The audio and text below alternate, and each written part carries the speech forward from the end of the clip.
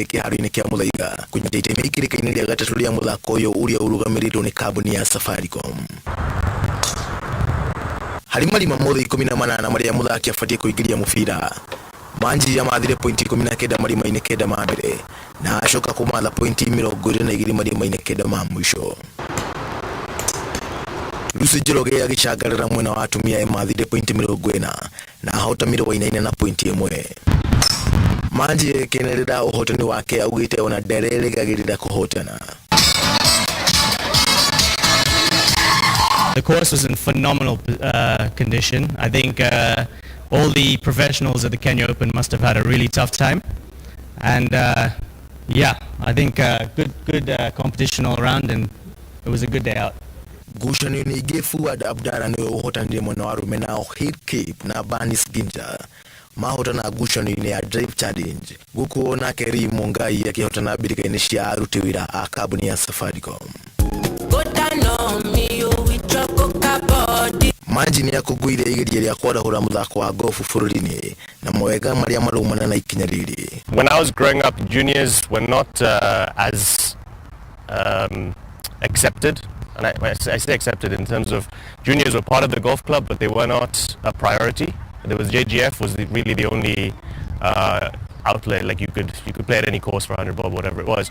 But in terms of the club themselves, there weren't really a lot of things in place for the juniors.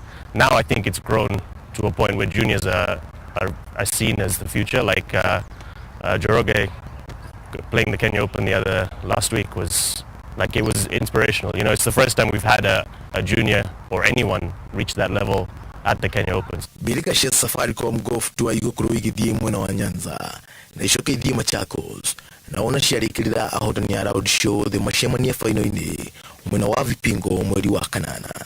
Ngĩribotera Inooro TV njĩtagwo John Kato Wanjohi. Kũgena kuo mũthaki Diva Ongaki niwe ũrahotania mbĩtĩka cia golf iria irathakĩirwo kĩharo-inĩ kĩa Nyali thĩinĩ wa kaunti ya Mombatha. Mbĩtĩka ici iraharĩrĩirio na muoroto wa kũngania mbeca cia kũrũgamĩrĩra mathomo ma ciana iria itehotete. Ongaki aramathire pointi 46 iria iramũhotithirie kũinũkia ũhotani.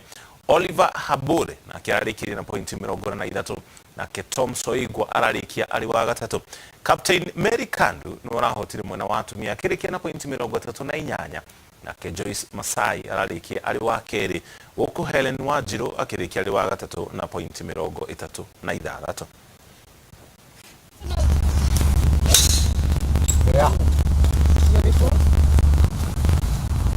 So we are very fortunate.